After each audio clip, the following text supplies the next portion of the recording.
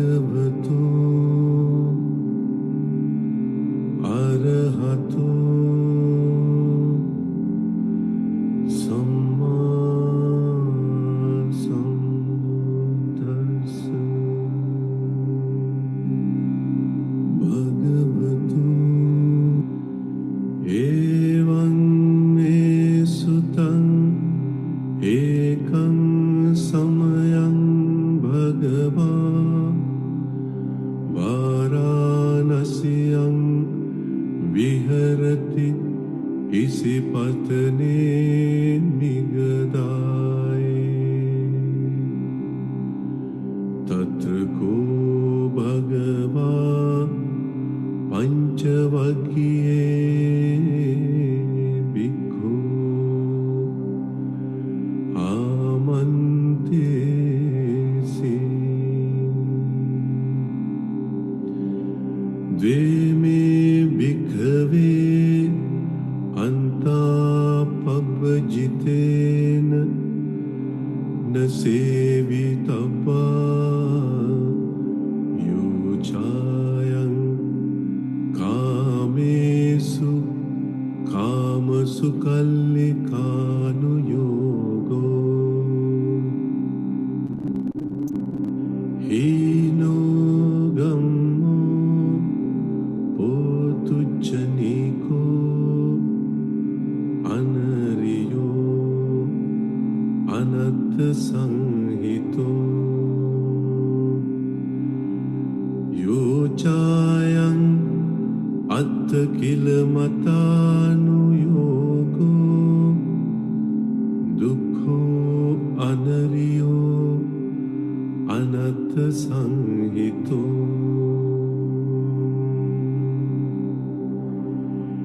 ete te bhikkave ubho ante anupagamma majjhima patipada tathagatena abhisambuddha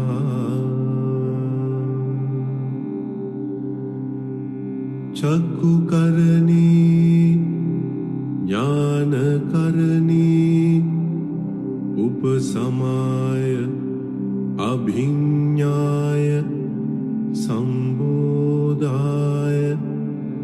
nibbanaya samvattati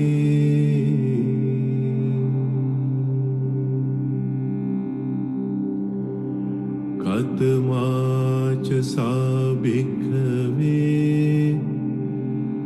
majjhima patipada tathagatena abhisambuddha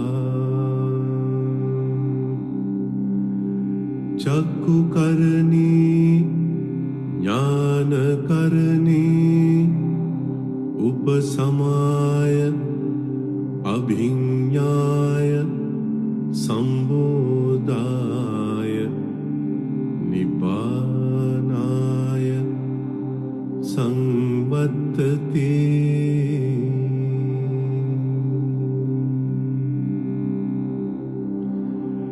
ayameva ariyo attangiko maggo siyatidam sammaditthi samma sankappo samma vaca samma kammanto samma ajivo samma vayamo samma sati samma samadhi ayanko sabhikkave majjhima patipada तथागतेन अभिसंबुद्धा चक्षुकर्णी ज्ञानकर्णी उपसमाय अभिज्ञाय संबोधाय निब्बानाय संवत्ति।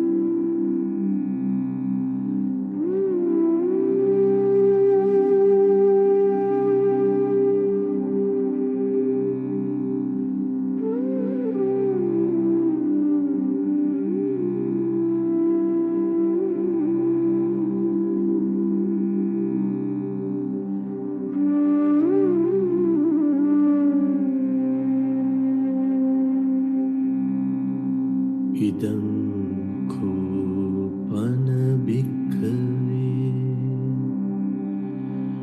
दुःखं अरिय सत्यं जातिपि दुःखा जरापि दुःखा व्याधिपि दुःखो मरणंपि दुःखम् अप्ययेहि संपयोगो दुःखो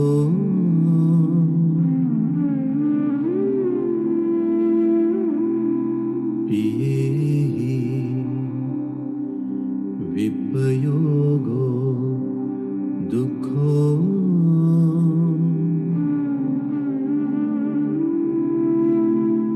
यं पिच्चं न लभति तंपि दुःखं संकित्तेन पञ्चुपादानस्कन्धा दुःखा इदं Köppen भिक्खवे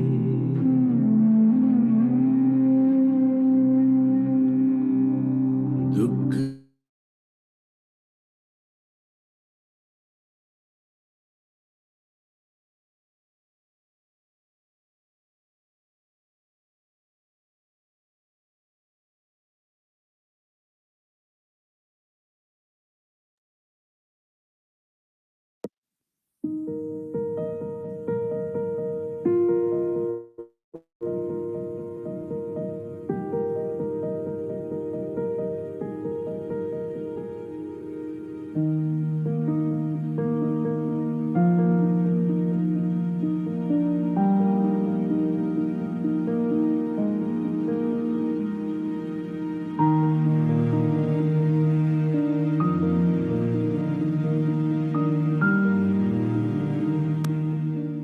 So, in that way, like in practice of meditation, Bhagavan Shri Krishna says in Bhagavad Gita, you are supposed to select a clean place where you get nice ventilation and a silent place or like a lonely place Maybe in your home itself, if you have a prayer room, you can select that, or maybe outside.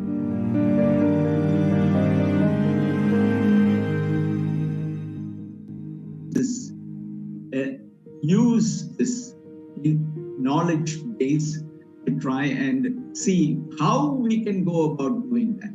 Obviously, in such a short time, I don't think we will be really able to make that kind of spectacular progress.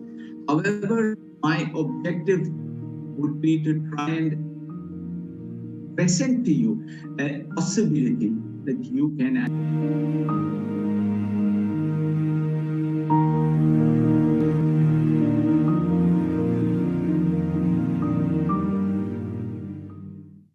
Same old story that I was reading for the nth time.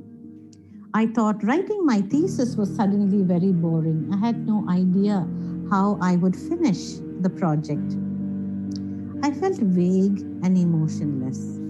In this passage, the Samaritan woman asks Jesus, a Jew, who approached her for a drink of water.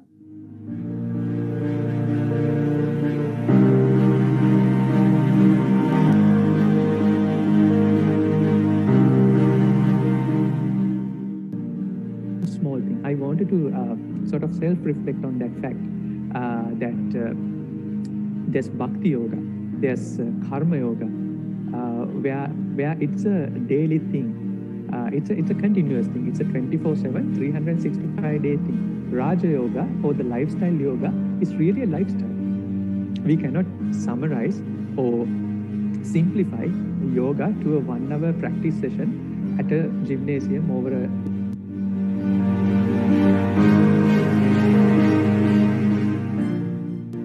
Sadhguru said, have you noticed I never talk with him until the discourse is over? Because when I talk to them before that, he go up without hearing the discourse. But he's hearing those discourses, and God will slowly enter his heart. And sure enough, after some years,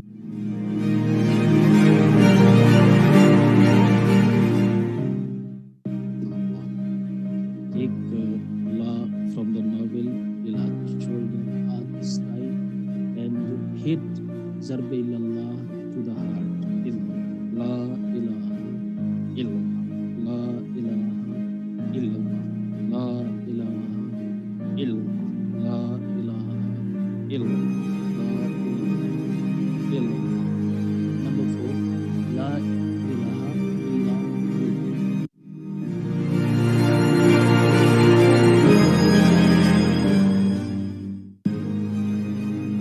So the karmic cycle is very simple. So that is the soul which is bound by the karma.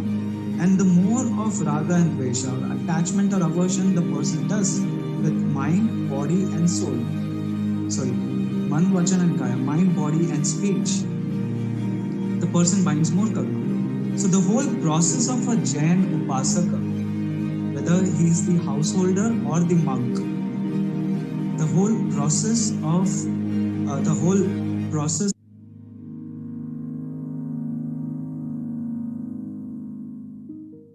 Same way, the mind also has 2 optional aspects within it.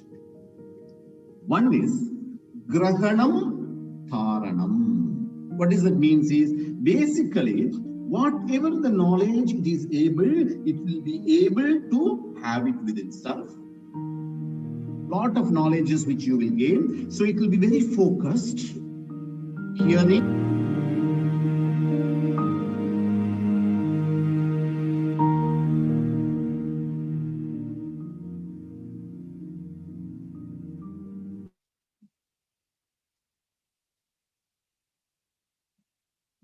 Ayubowan everyone. I would like greetings to you from Ashtanga Yoga Mandir, and I would like to welcome all of you for DHYANA, the July Discourse. So in DHYANA, we meet. DHYANA is an online meditation program followed by a guided meditation. And every month, a day before the Poya Day, we meet in DHYANA. So tomorrow is Asala Poya Day.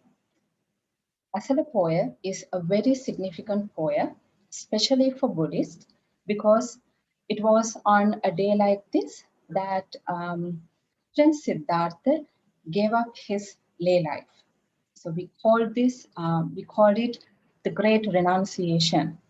He gave up his royal family and he gave up the palace and went on a seek of the Dhamma, the truth, as a solution for all the sufferings we face in life. So after 6 years of all his attempts, on a Vesak Poya day, he achieved the Buddhahood and became the Sakyamuni Buddha. And exactly after 2 months from his realization, that was on a Poya day like this, the Asal Poya day, it was on a Poya day like this that he preached his first Dharma Deshana, the first Dhamma talk, called it the Dhamma Chakka Pavattana Sutra. So Chakka means the wheel and Pavattana means rolling out or setting in motion. So the name of the sutra itself means setting the wheel of Dhamma in motion. So from that, and according to the scriptures, it says it's not only humans, thousands of devas and thousands of brahmas came to listen to this Dhamma talk and realize that truth. So from that day onwards till today, for over 2,500 years, this message has been spreading around the world after Sakyamuni Buddha by his Mahasangha. So today our speaker is also represent that Mahasangha, and I would, with my utmost gratitude, I would like to welcome the guest speaker today, Palane Dhammakusala Thero, for this program. And before we proceed, if I talk about AYM, Ashtanga Yoga Mandir, our center. Ashtanga Yoga Mandir is the Center for Yogic Knowledge since 1953.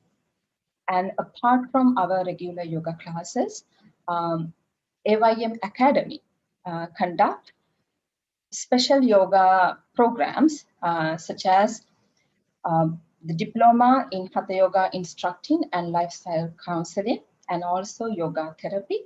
And recently we introduced Hatha Yoga, an advanced diploma of Hatha Yoga Acharya for instructors who would like to advance their knowledge in yoga asana. And apart from that, AYM is globally associated with several international yoga associations such as Asian Yoga Therapy, Vyasa Yoga University India, and Vivekananda Yoga Globe Singapore. And also we are happy to conduct free programs like this to enhance our knowledge for our spiritual well-being. So before I invite our speaker today, two announcements. Please switch on your cameras as a mark of respect to the speaker. And also, if you have any questions, you can put them on the chat. The chat box will be opened till 7:45. So the program is, we have the main talk for 1 hour till 7:30. And after that, we'll be taking your questions to the Thero. So with that, let me invite our fellow member, Amal Vikramasinghe, to introduce the speaker. Over to you, Amal. Thank you, Amarka. So, Ayubowan to everybody. So, with my utmost pleasure, I would like to take this opportunity to introduce the speaker today, Most Venerable Palani Dhammakusala Thero. So, Palani Dhammakusala Thero is the chief incumbent of Berlin Temple in Germany. Berlin Temple is considered to be the oldest and the largest Theravada Buddhist center in Europe. And as some of you may know, prestigious Venerable Nyayaponika Thero and Thin Nyat Han. So I can't actually pronounce the name very well, but I have read the great books written by the monk. And K. Sri Dhammananda Thero and Henepola Gunaratna Thero are some of them who have been attached to the Berlin Temple, who has been spreading the message of Dhamma around the world since 1924 and at present. So at present, it is Venerable Dhammakusala Thero who is in charge of the Berlin Temple, and Dhammakusala Thero ordained in 1997 at Sri Kavidaja Meditation Center in Moratuwa, Sri Lanka, and before he moves to Germany, he has been to Thailand in his Dhamma journey. He owns a BA in Buddhist philosophy and archaeology. He spoke about Vipassana on Panchaskandha in our DHYANA meditation program in December. Today, we are honored to have him back with us in our monthly DHYANA program on the topic of removing distracting thoughts in meditation. So with all my respect, I would like to request Venerable Dhammakusala Thero to take over the session. Over to you, Bhante. Thank you.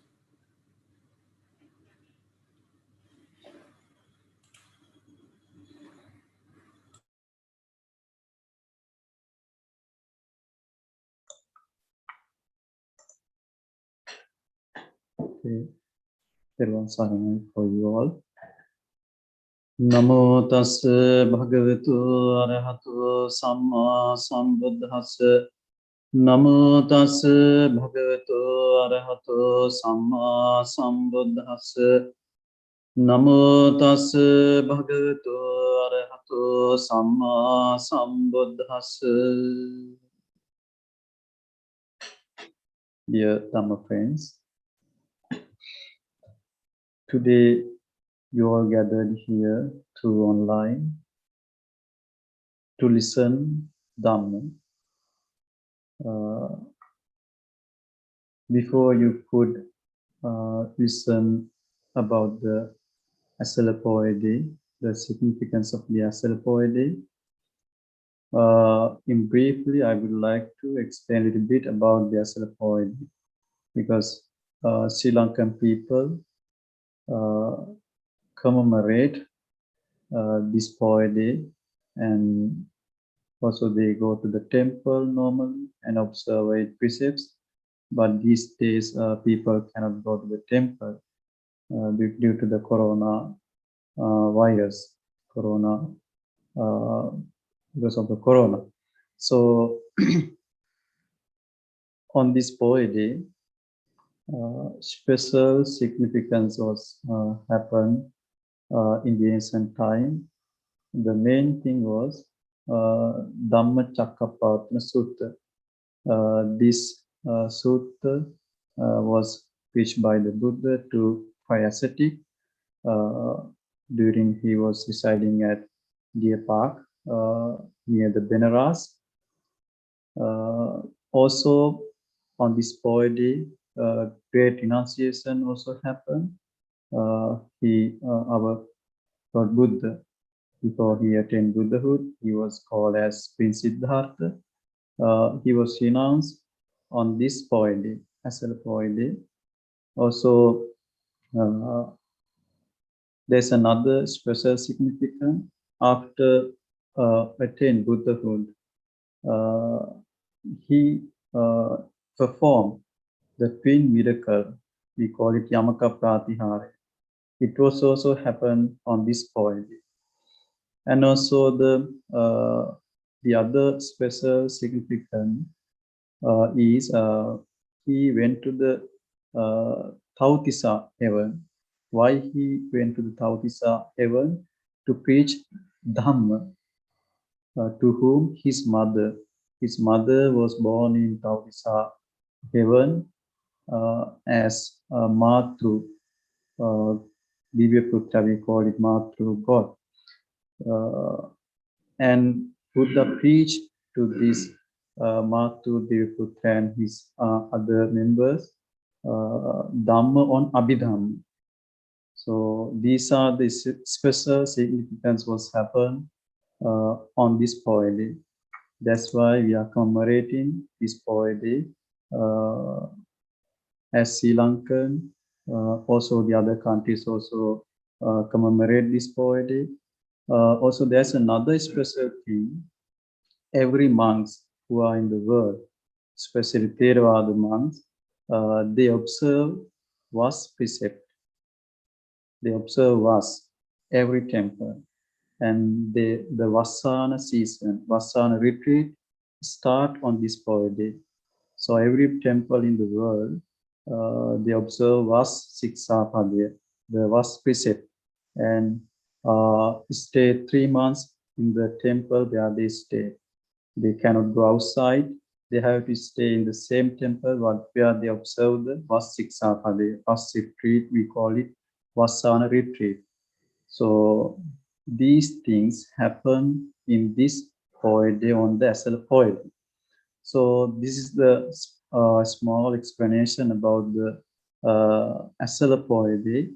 Now I'm going to move the topic, what we are going to discuss today, what we are going to teach today. My topic was the removal of destructive thoughts. I'm going to explain this according to Vitakka Santana Sutta. It is a great preaching, great sermon, great discourse, which was preached by the Buddha. So when this sutra was preached by the Buddha, he was residing at the Jetavana monastery. So Buddha addressed to the monk, then monks replied to the Buddha, Reverend Sir. Then the Buddha said, 5 things should be reflected on from time to time by the bhikkhu who is intent on the higher consciousness. That means, as monks, if they are intent on the higher consciousness. Higher consciousness means, in Sinhala we call Adichittaya, who wants to get the higher level of the mind. So they have to focus on, reflect on 5 facts, 5 things, time to time. What are these 5 facts? When evil, unskillful thoughts connected with desire, hate, and delusion arise in a bhikkhu through reflection on an adventitious object, he should reflect on a different object which is connected with the skill. Then the evil, unskillful thoughts are eliminated. They disappear.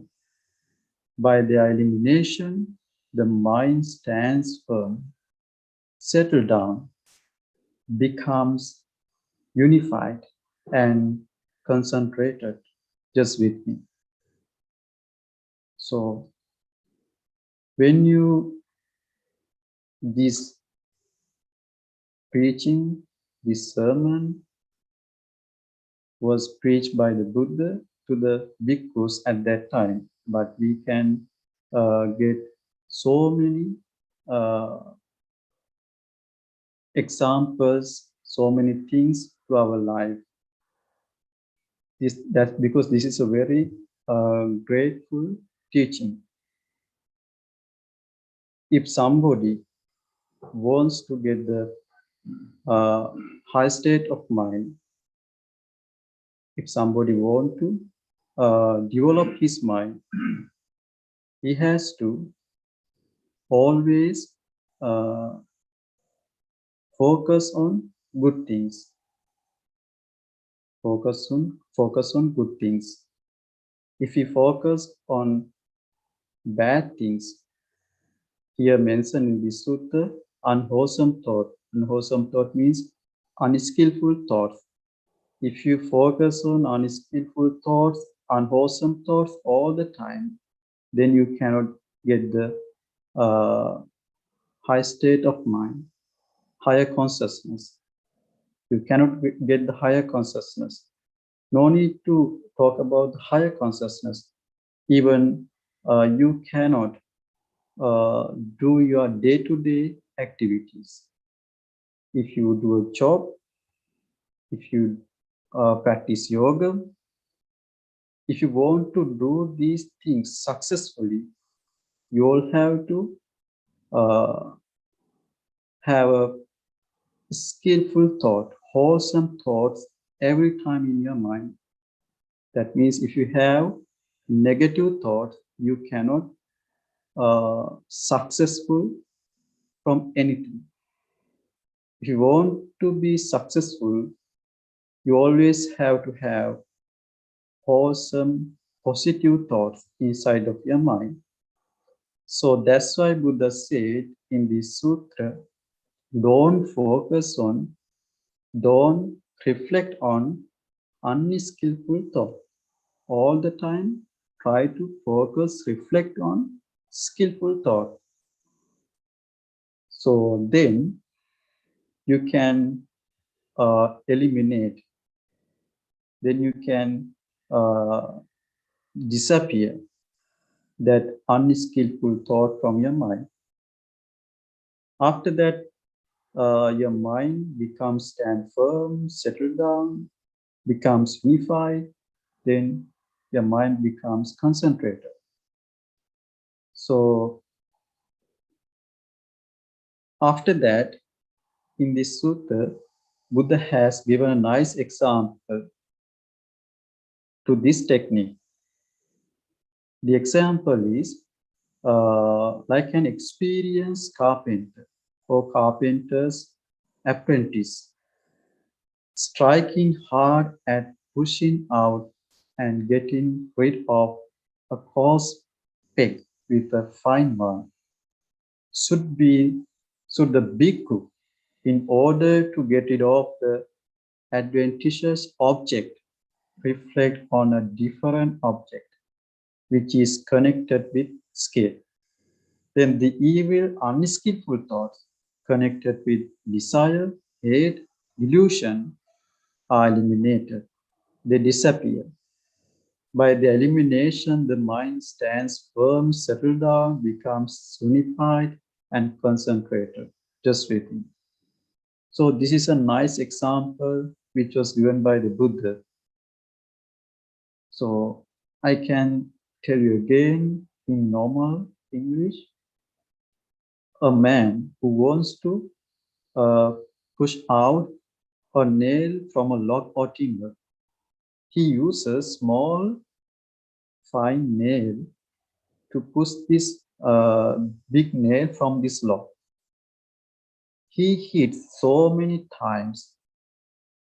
By using this small nail, he hit so many times on this big nail, and anyway, this carpenter able to push this nail from this log, push out from this log.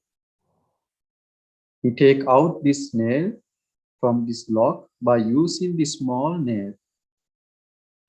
So like that, if you have done some small, wholesome act, skillful act, or good thought, if you have done some good action, you can focus on that one. You can reflect on that one without focusing on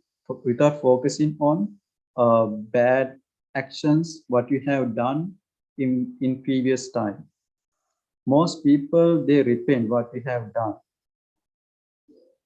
They reflect on those things what you have done wrongly, but they don't focus on good things what you have done in their previous time. Always they repent on what you have done, wrong things. So after that, what happens? Their mind becomes stressed. They create so many negative thoughts in their mind. Also, finally, they can't do anything what they do. Their energy goes down. So that's why Buddha advised to these monks. So when they practice meditation, so many unskillful thoughts comes, unwholesome thoughts comes to mind. It's disturbed to the concentration. it always disturb to the concentration. They cannot get the higher consciousness because of the unwholesome thoughts, because of the unskillful thoughts, always disturb. So some monks, not only monks, or the people who wants to get the higher consciousness. So what happens? They always focus on these thoughts, what comes to their mind. They go behind these unskillful thoughts, and they create so many negative thoughts related to this unskillful thought, because these thoughts are connected with greed, hatred, and delusion. If you focus in all the time, if we reflect all the time on these thoughts, what happens? That means you have developed in your mind greed, hatred, and delusion. So that's why you have to eradicate, eliminate, you have to suppress these unskillful thoughts. What you have to do, don't focus on them. You have to focus on skillful things, wholesome thoughts all the time. You may have done so many wholesome things in your life. You can focus on those thoughts and then try to suppress that unskillful thought, unwholesome thought. Like that carpenter did. He used a small nail to push out that big nail from that lock. That negative thought might be a bigger one than the wholesome thought, the positive thought. But you can use so many times that positive thought, suppress that negative thought. This is what the Buddha said in this fact. This is the first step. What is the first step? You should have to reflect on a different object. Different object means not on the unskillful object, unwholesome object. You have to reflect on a wholesome object. This is the first step. So then Buddha advised again, if the evil, unskillful thought continue to arise in a bhikkhu, who, in order to get rid of an adventitious object, reflects on a different object which is connected with skill, he should ponder on the disadvantages of unskillful thought. Thus, truly these thoughts of mine are unskillful, blameworthy, and productivity of misery. Then the evil, unskillful thoughts are eliminated. They disappear. By their elimination, the mind stands firm, settles down, becomes unified, and concentrated just within. So this is the second step. What you have to do, you always, when you focusing, now first step, you could understand what happened. In the first step, you have to focus on a positive thought. If you can't control your mind in this stage, you can go to the next step. The next step is a person who wants to get the higher consciousness. Because of unwholesome thought, unskillful thoughts, he cannot get the higher consciousness. So what you have to do when the unwholesome, this wholesome or unskillful thoughts come to your mind, you have to ponder on the disadvantages of these unskillful thoughts. You have to ponder on the disadvantages of these unwholesome or unskillful thoughts. How you have to do? These thoughts of mine are unskillful, blameworthy, and productivity of misery. You have to think like this. You have to develop your mind like this.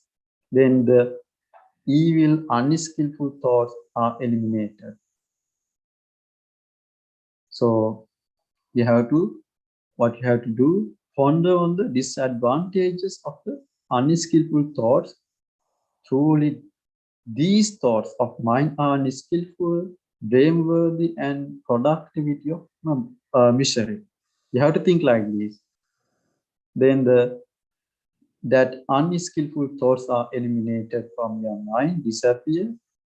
By the elimination, mind stand firm, settle down, become unified and concentrated. So this is the second step.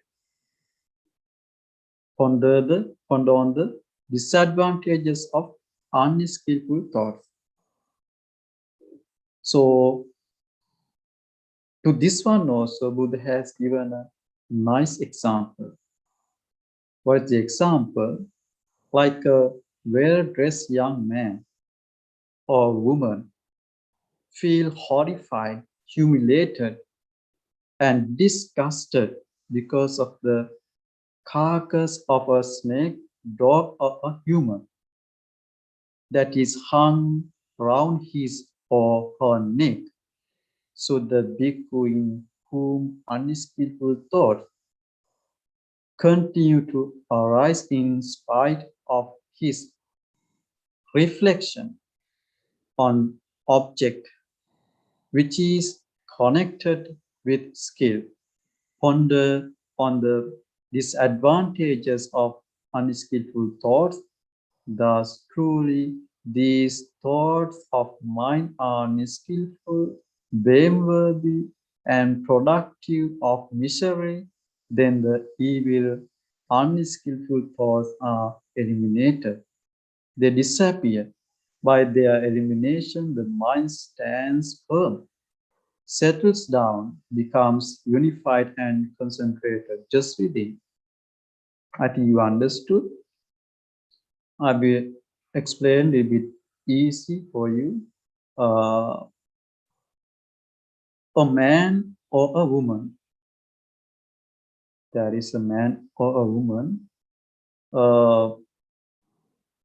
they like to dress well and they like to stay in beauty.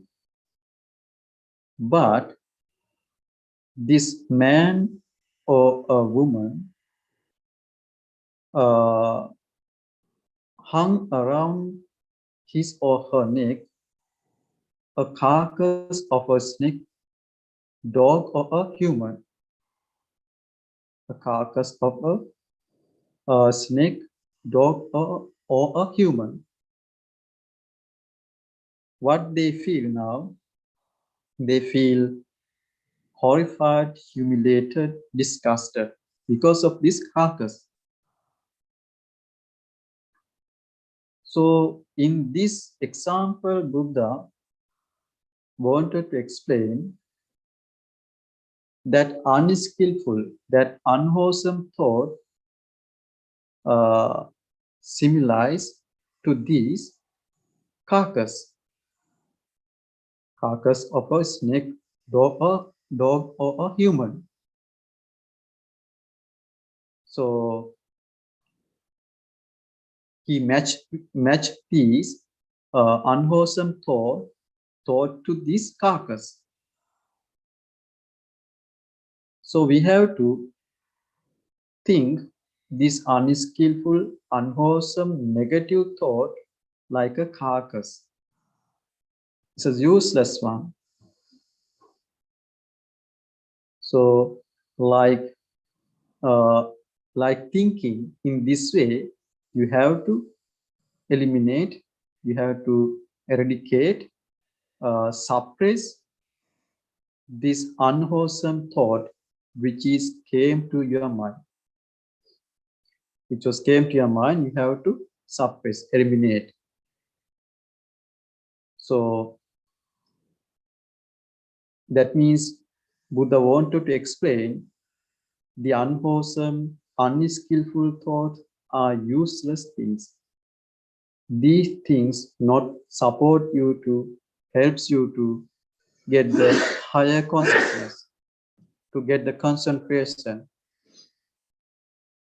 to do the things whatever you do in good way. So you always have to remove these unwholesome, unskillful thoughts from your mind. If not, you cannot get the higher consciousness, or you cannot get the concentration, or you cannot focus on anything, whatever you do.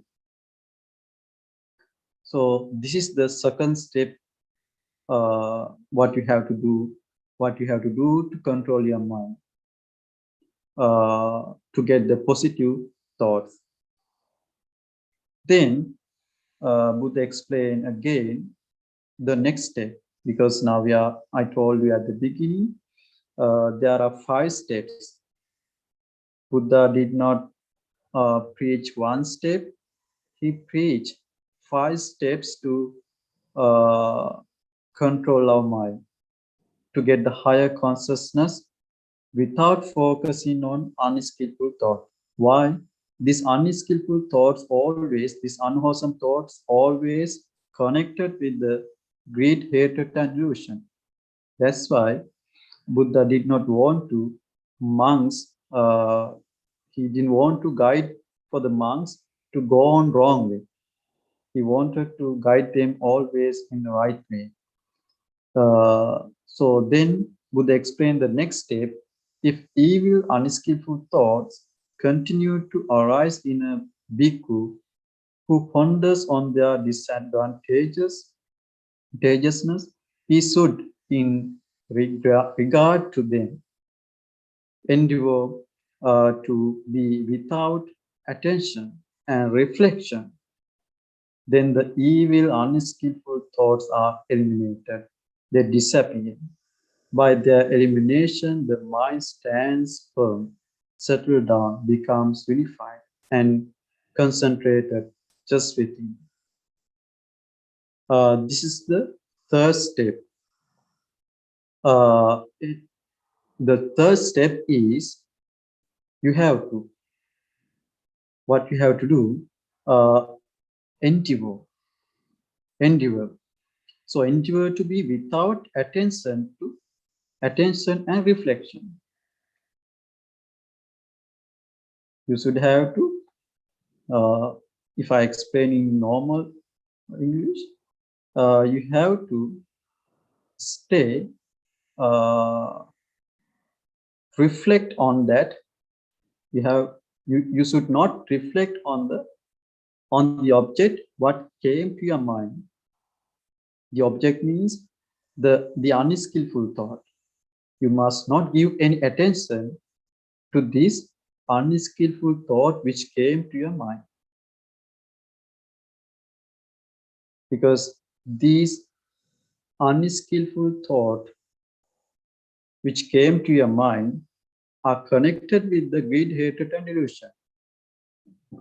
So you must not give any attention to these unskillful thoughts, unwholesome thoughts, negative thoughts. So if you give any attention to these unskillful, unwholesome, or negative thoughts, that means you start to create so many thoughts related to this unwholesome thought, unskillful thought, which came to your mind. So in the third step, Buddha explained, that's why endeavor to be without attention and reflection. Don't reflect or don't give any attention. He also has given a nice example related to this technique, like a keen-eyed man shutting his eyes and looking away from some direction in order to avoid seeing visible objects comes within sight. So the bhikkhu in whom evil, unskillful thoughts continue to arise in spite of his pondering on their disadvantageousness, endeavor to be without attention and reflection as regards them. Then the evil, unskillful thoughts are eliminated. They disappear. By their elimination, the mind stands firm, settled down, becomes unified and concentrated just within. So I think you understood.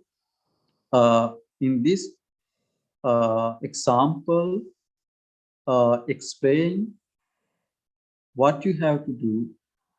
There is a man, he can see well, his eyesight is very good. But the thing that explained here, when something want to see him, but he doesn't want to see that. He can see, but he doesn't want to see. If he doesn't want to see, what he does, he's shutting down his eyes. This man, this person, shutting his eyes. And he look another direction. There is something, he needs something, he can see that, but he doesn't give any attention to this object, what came to his, and what he does, he's looking away. He looks another direction and he's shutting his eyes. Like that, what we have to do when some unwholesome, unskillful thought comes to your mind, don't focus on them, don't reflect on them. You can change your attention. You can change your mind. Like the man did here. Like he shut down his eyes and like he looked away, like he looked another direction. You can change your attention. This is another step that you can control your mind, that you can get the higher consciousness without focusing on a unwholesome, unskillful thought. This is the third step. Then Buddha explained the fourth step. If evil, unskillful thoughts continue to arise in a bhikkhu in spite of endeavor,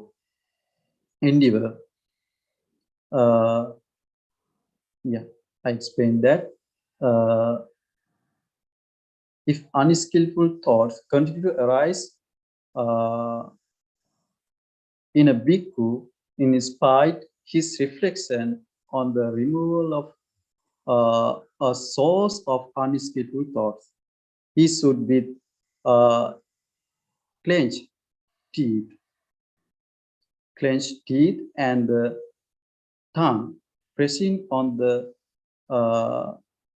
palate, restrain and beat down mind by the mind. then the evil, unskillful thoughts connected with the desire, hate, delusion are eliminated. They disappear. By the elimination, the mind stands firm, settles down, becomes unified and concentrated just within. So here, Buddha explained how to push away or eradicate, eliminate unskillful, unwholesome thoughts from your mind. Clench your teeth. I think you can understand. Here explain how to removal of unskillful thought.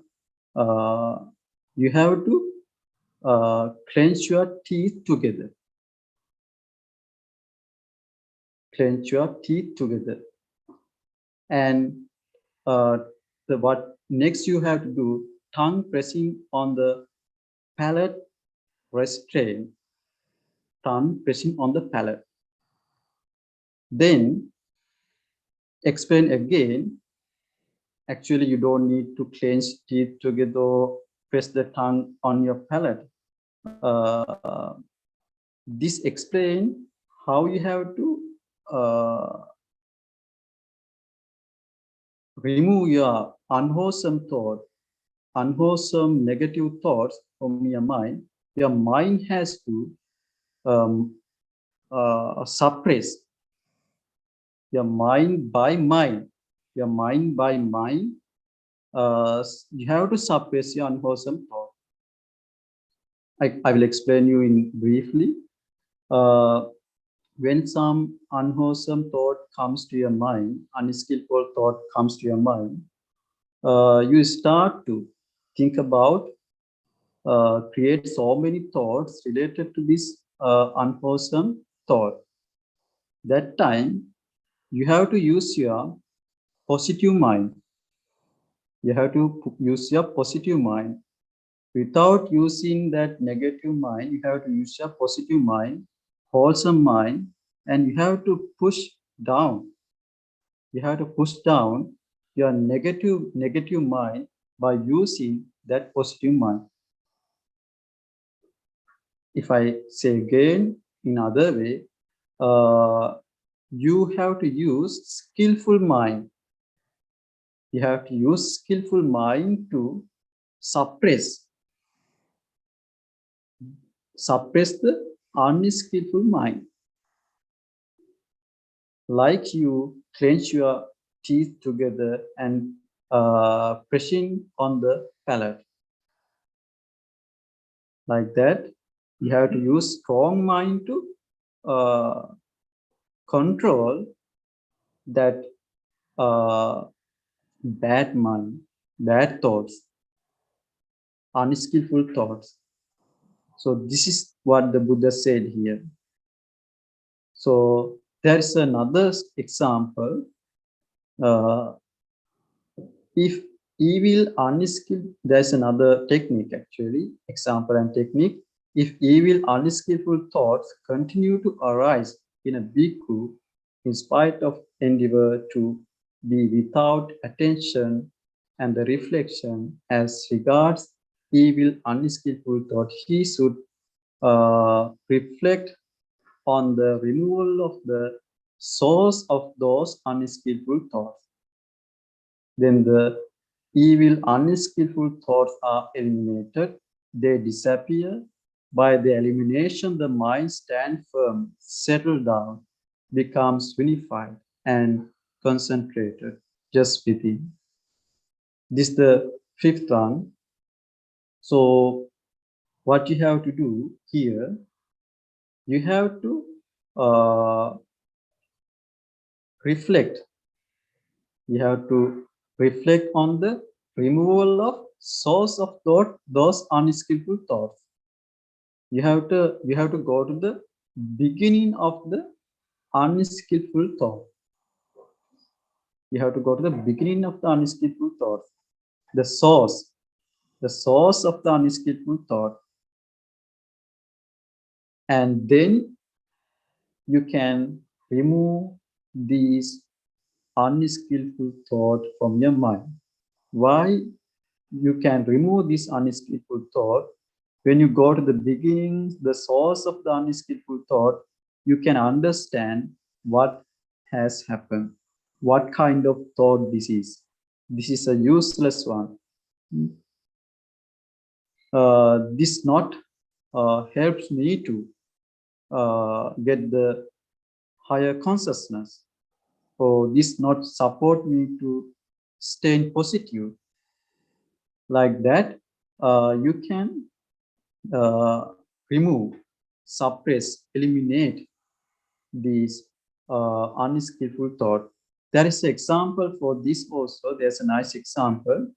Just a man finding no reason for walking fast, walking slowly, finding no reason for walking slowly, stands, finding no reason for standing, sits down, finding no reason for sitting down, lies down, and thus getting rid of purchase, rather uncalm resorts to restful posture. Just so should be bhikkhu in whom evil unskillful thoughts arise in spite of his endeavor to be without attention and reflection regarding them, reflect on the removal of the source of those unskillful thoughts. Then the evil unskillful thoughts are eliminated. They disappear. By the elimination, then the unskillful thoughts are eliminated. They disappear, concentrated just within. So this is a nice example. There is a man, he walks very fast. There is no any reason, but he's walking very fast. While he's walking very fast, he thinks, why am I walking very fast? Now he's walking very slowly. While he's walking slowly, he's thinking, why am I walking slowly? There's no any reason. Then he stands. While he's standing up, he's thinking, why am I standing up? I must sit down. Now he's sitting down. While he's sitting down, he's thinking, why am I sitting down? Now he lies down. Then what he does, he's thinking like this. Before he had very fast accents. His postures were very not calm. He was not a calm person before.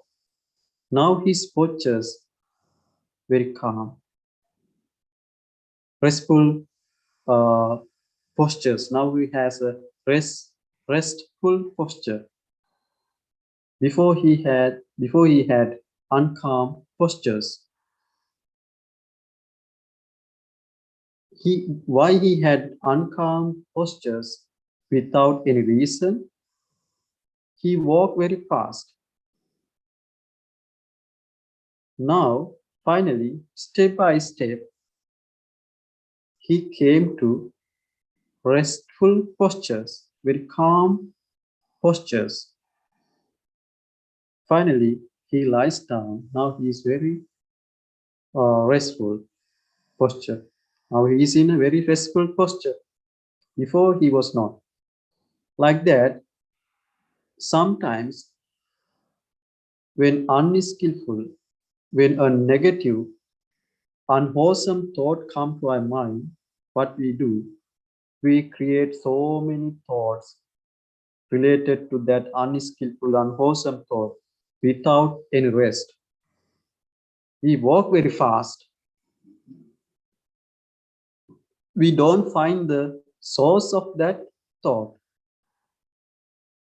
Why this kind of thought came to my mind? For example, we can take anger. You get the anger. So when the anger comes, what you do, you don't you don't find the source. You don't go to the beginning of that thought. You get the last incident of that thought. And what you do, we can say somebody scold you, then you get the anger. Now you think, he scolded me, he blamed me, he should not blame me. And why he blamed me like this? So you create so many thoughts very fast. Like this person, before he walk very fast, you create the thoughts you start to create the thoughts inside of your mind from the last point. Last point means the last moment, but you don't go back to that moment. You don't go to the source of that thought. You don't go to the beginning of that thought, beginning of that incident. So if you start to create thoughts from that point, that means you create the thoughts related to greed, hatred, and delusion. That means you will never get any restful mind. You won't get any calmful mind. You won't get any calm mind. So like that, always you have to go to the beginning. You have to find the source of that thought. Why this kind of anger came to my mind? Because of his blaming or because of my fault? I had greed, hatred, and delusion. I think I am this kind of person. He should not blame me. I have this kind of wealth. I have educated like this. And I have so many ego. Because of this anger came to me. Because of not that his word. Like that, you can go to the beginning, source of the unskillful thought, unwholesome thought. Then you can find what is the reason is to get the anger. This is only one example that I took to explain you. So these five facts were preached by the Buddha at the DHYANA monastery to the monks. Then they realized why they cannot control or get the higher consciousness if they always focus on these five facts. Then they can contemplate their mind. Then they can get the higher consciousness. So that's why Buddha said you should reflect on these five facts time to time. Time to time, they have to reflect on these five facts. Then they can get the consciousness. How they can get the consciousness? Reflects on these five facts.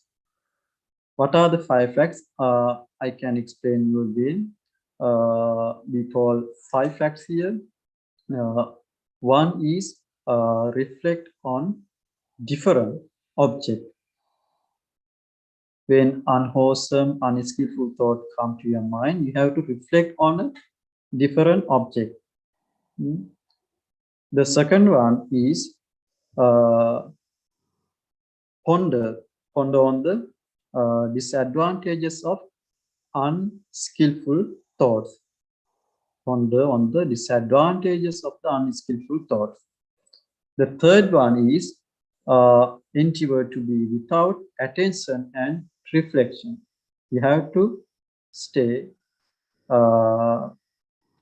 giving any attention, or you have to stay without giving any attention or reflection. on the unskillful thought, unwholesome thought, which is come to your mind.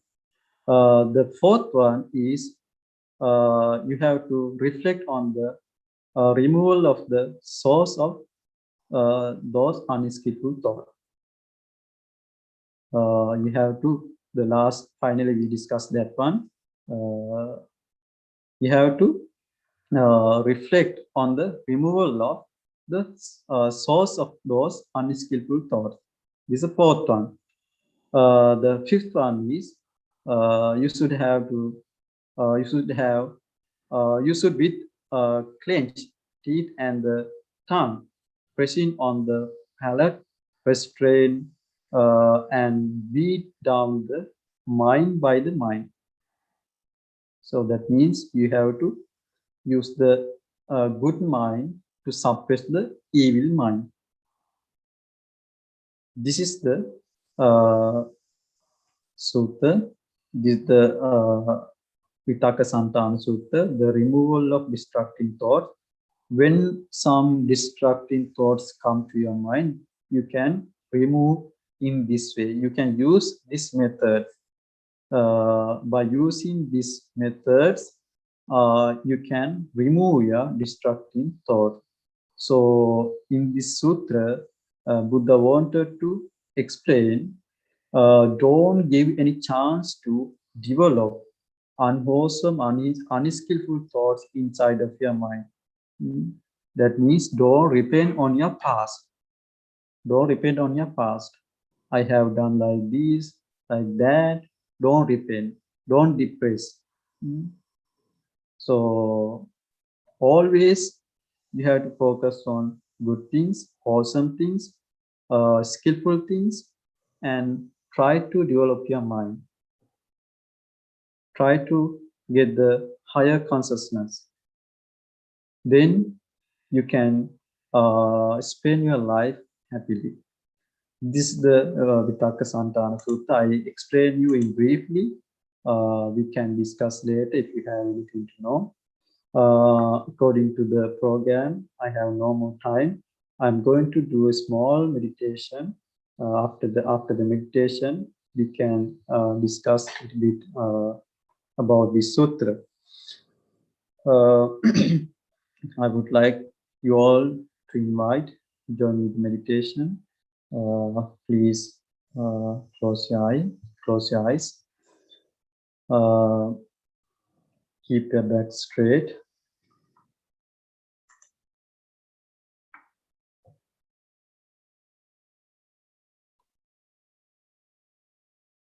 Forget about the past and the future.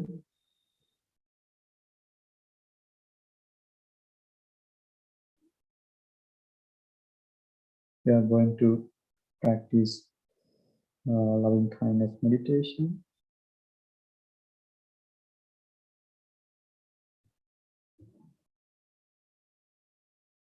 You can listen to me and you can repeat from yourself without talking. You can spread loving kindness through your mind, thinking according to these facts. May I be free from inner, outer harm and danger. May I be safe and protected. May I be free of mental suffering or distress. May I be happy. May I be free of physical pain and suffering. May I be healthy and strong. May I be able to live in this world happily, peacefully, joyfully, with ease. May all beings be safe, happy, healthy. May all living beings be safe, happy, healthy, live joyously. May all breathing beings be safe, happy, healthy, live joyously. May all individuals be safe, happy, healthy, live joyously. May all beings in existence be safe, happy, healthy, live joyously. May I be safe from harm. May I be happy just I am. May I be peaceful with whatever is happening. May I be healthy and strong. May I care for myself in this ever-changing world graciously, joyously. May all beings in the air, on land, and the water be safe, happy, healthy, free from suffering. May all living beings everywhere on all planes of existence, known and unknown, be happy, be peaceful, be free from suffering.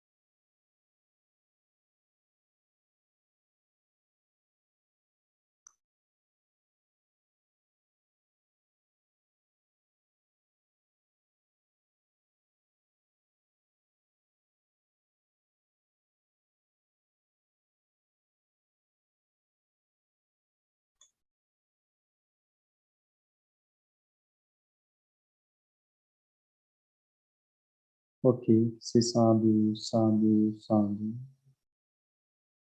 Now you can open your eyes slowly.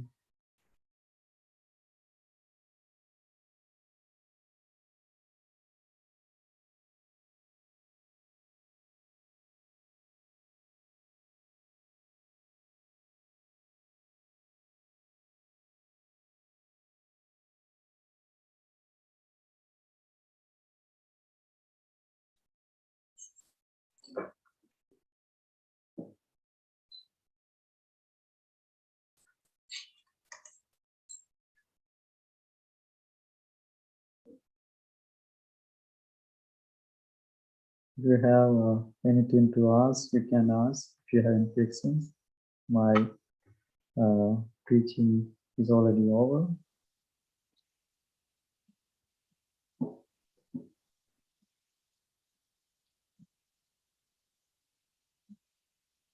Well, much mercy to you, Bante, for sharing these useful tips, which comes in Vitakka Santana Sutta, because we all like to meditate and we love to experience that ekagrata, the focused mind or the higher consciousness. But in reality, what we experience is all these distracting thoughts that come from one after the other when we start to practice. So I think now we can make use of these steps and try them in our practice. So much mercy to you once again for sharing these useful tips. So with that, Bante, we have 2 questions already in the chat. And also, if you have any questions, please put them in the chat and we can take them for you. So let me start with the first question, Bante. The first question is, are all the negative thoughts or distracting thoughts vengeful, dvesha, ones, which disturbs you in meditation? If I repeat, are all negative thoughts or disturbing thoughts are vengeful or dvesha, which disturbs you in meditation?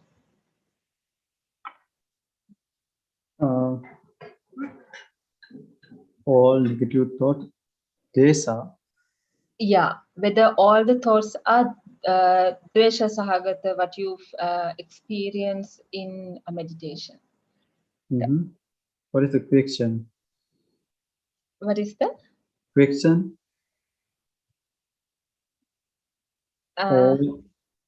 Yeah, as I understood, Bante, whether all the distracting thoughts, whether they belongs to dvesha sahagata thoughts. Not only this, not only hatred thoughts, might be desire, might be delusion,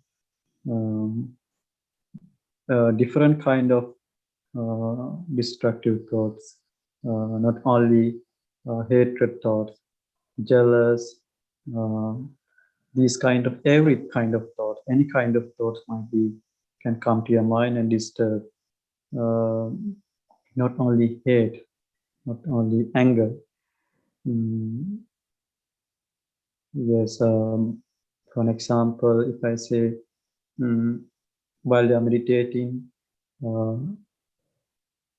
this unskillful destructive thought means which was happened before.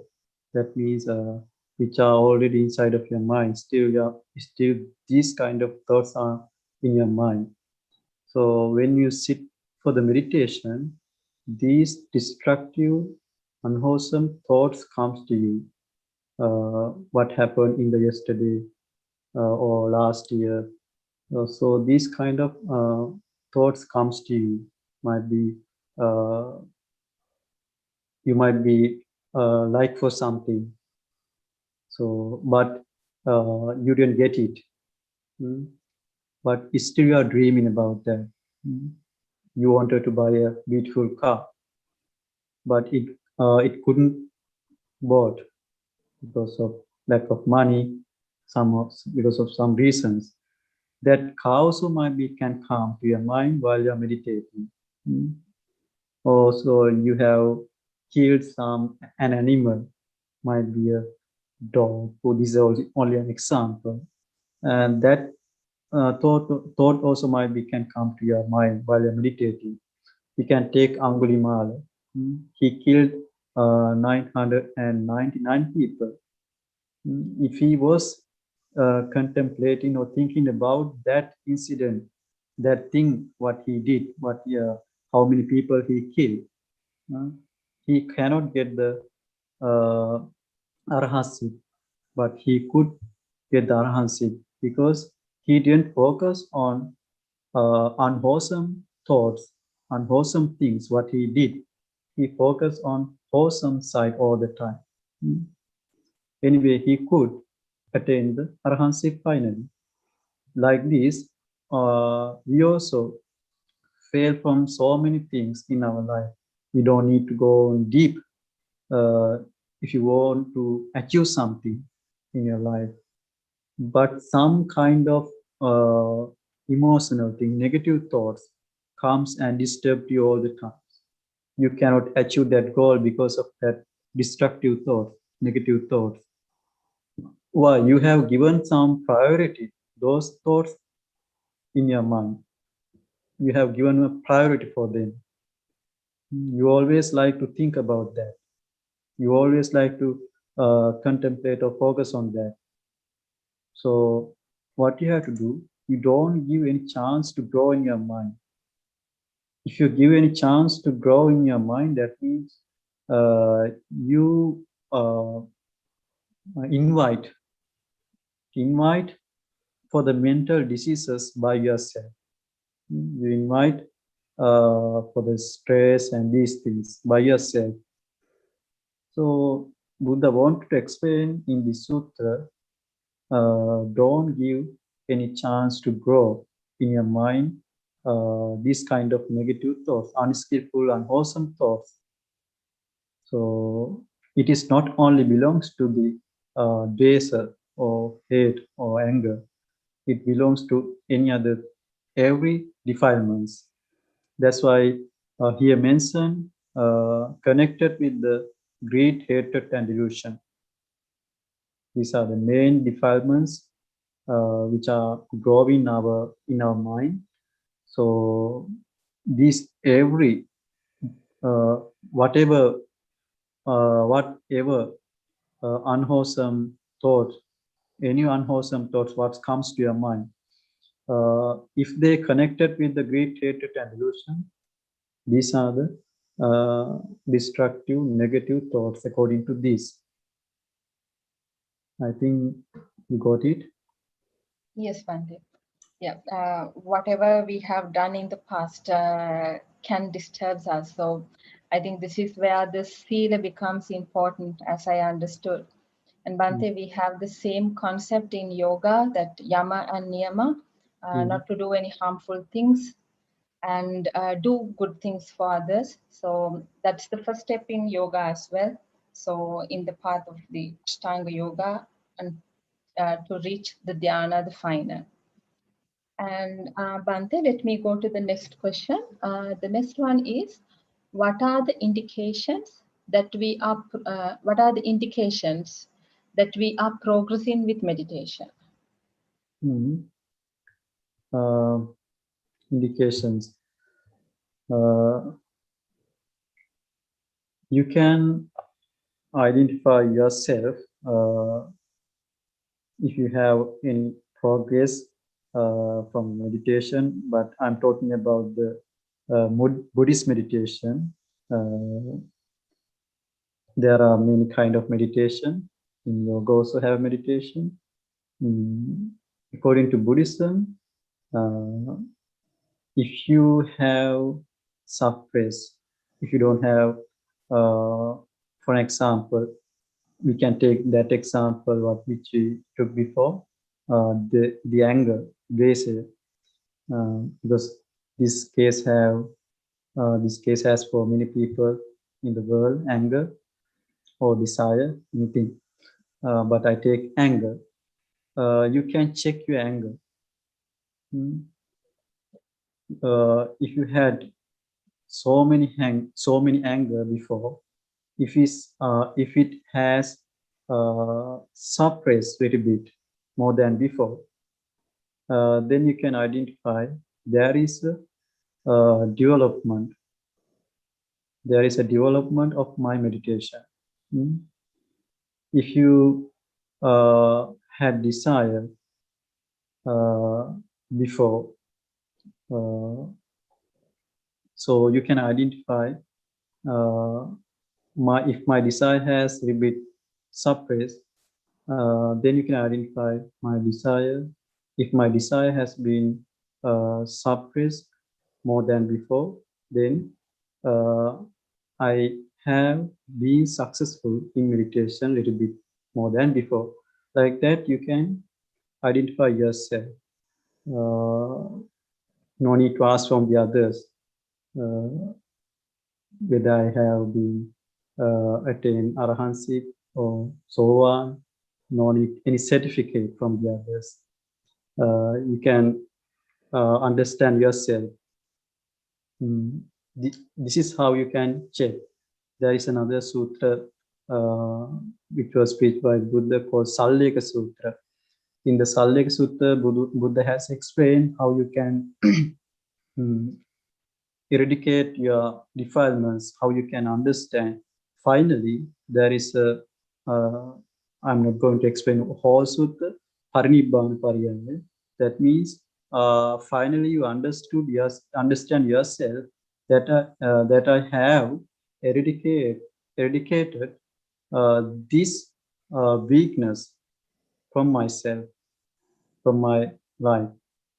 If you have killed animal, now you don't have any intention, even small intention, to kill any animal, because that unwholesome thought already has eradicated from your mind. So if any kind of anger or any desire does not come to your mind to kill any animal, any living beings, even ant, even invisible being, that means you have already eradicated that unwholesome thought from your mind. Like that, you can identify yourself, whether you have get any successful from the meditation. Also, if you have concentration, these things, as I told you, I'm explaining about the Buddhist meditation. Yes, Bhante. Yes. Yeah, with that, so we can understand, we can evaluate our own practice. That's what you are saying. Yes. With that, let me go to the next question. Bhante, how do we deal with people with negative talking? Even though we are negative talking, even though we are trying to talk to them positively. Kindly explain how to overcome this kind of environment. Okay. Actually, according to the Buddha's teaching, people means outside things. Okay. For example, I'm taking Miss Amarka. Okay. I want to advise Mrs. Amarka to be a good one. So if you do some wrong thing, I advise you to don't do this. The problem is, I don't know you can understand it or not, what I say. The reason is for that you have caught this world. You have touched this world according to your view. You deal with the people, you connect with the people according this everything you do according to your view, according to your mental world. So I can't say you are wrong. Why? You are right. Because you have studied and everything you got according to according to your parents, according to your schools, according to your society. That's why you I cannot blame you because you're wrong. You know that everything according to your mental capacity. So I have to always understand who you are. I have to accept you. I have to accept you. If I cannot accept you, what I have to do? I have to neglect you. Neglect you means no need to continue the connection with you anymore, because I have no any support from you to develop my mind. There is a sutra called Sabbasava Sutra. In Sabbasava Sutra, Buddha explained there are so many things in the sutra. I tell you one. If you need to attain Arhancy, or if you need to get the higher consciousness, you have to neglect something. You have to remove some things. You have to neglect some people, some places, some animals, like that. So according to Buddhism, if you cannot deal with some people, if the first thing you have to accept him, if not, you have to neglect him. Why you have to accept him? You have, for example, if you live with your husband or wife, with your children, with your mother and father, you cannot neglect them. You have to accept them. Accept them means you have to accept them as they are, not as you are. That means you don't try to see them according to you, according to your view. Why he is not like me? I am a good person, but he's not. That means the problems start this point.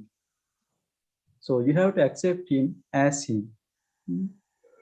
If not, the other people, as I told you, you cannot live from your husband, wife, parents, children, but you can, some people can live like us.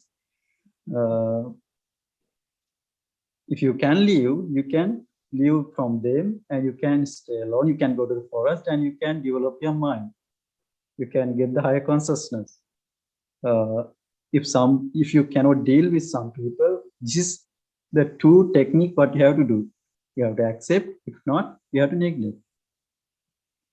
But you should have to do it with consciously, not not unconsciously. You have to know, why am I doing this? The purpose should be correct. Your intention should be a correct one. Without anger, without desire, without delusion. I think you understood. Yes, Bhante. And we have another question from the same participant. I think it's continuing to your explanation. We feel that anger is suppressed. Things go very calm, but sprouts out due to some triggering words or thoughts. What to do to eliminate this anger completely so that we do not hurt others? What that means, you need to eliminate completely. Yeah, what she's saying is we feel that the anger is suppressed, but maybe with some words, or there are things that trigger our anger. So she's asking, is there a way that we can completely eliminate this anger so that we free from the suffering which brings from that anger? Yeah, for that, yeah, we think we don't have anger.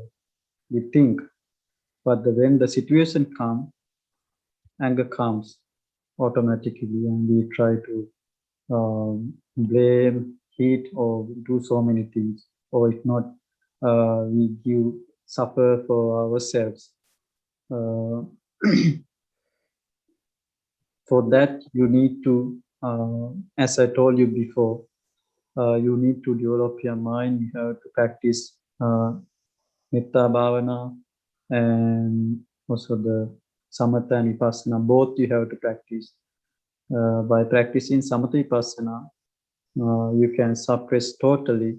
As I told you, there is a sutra called Sallega Sutra, but this is not the time to explain that sutra. In the Sutta, Buddha explained how to eradicate unwholesome thoughts and from your mind, step by step. How to completely, how you can completely eradicate this unwholesome thought from your mind and get the Nibbana, Arhanship. So for that, in brief, I can say you always have to practice Samatha and Vipassana. When you practice Samatha, it is better to practice all the time Maitri Bhavanava, Metta, loving kindness meditation.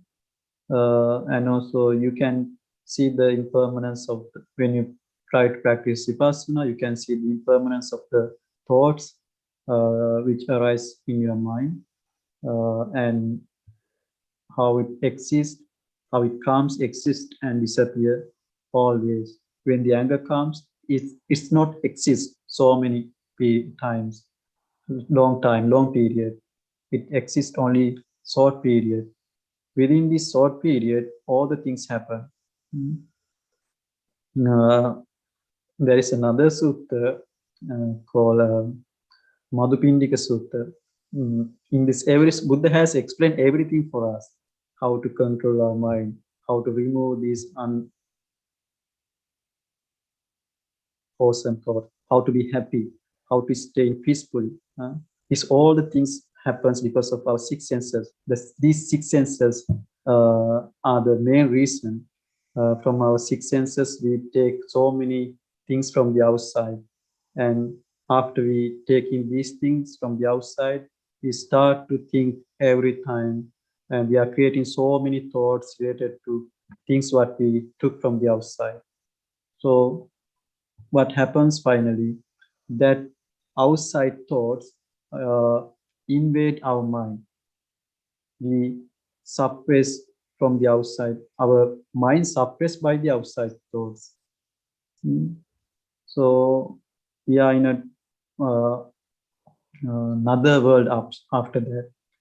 We are we have no anyone to support. You always keep thinking why he said like this, why it was happened like that, why I saw like this picture like that. Every time we are thinking, creating thoughts, and finally we get depressed. So many matters comes to our life. So keep practicing samatha vipassana all the time. Yes, Bhante. Yes. If we can keep our senses, the six senses, we ourselves can understand and realize free from all the sufferings, as you explained. Yes. Much mercy to you, Bhante. With that, we come to the end of the QA session as well. So much mercy to you, Bhante, for sharing all these insights with us so that we can use them in our practice, because all of us, why we join Dhyana is to understand, is to get something out of this program, which we can use in our practice, in our inner journey. So let me take this opportunity to once again convey my gratitude for you for accepting our invitation. This is the second time you are joining with us. So much mercy to you, Bhante, for your time and for your effort and all the insights you shared with us today. And with all these merits, may you attain your ultimate goals that you have in your mind. And also, I would like to thank Amal Vikramasinghe, our fellow member Amal Vikramasinghe, for giving all the technical support behind the screen. And also, I would like to thank all of you who has joined with us today, because it's your participation which make this program a success. So with that, I would like to remind you again that Dhyana happens every month, day before the Poya Day, the same time, 6:30 p.m. Sri Lankan time. So please join with us and please share this news with your friends if there are anyone who's like to join with us. So let us continue our practice, and may all the living beings be free from suffering. Terwan Saranai, and much merits to all of you. Thank you.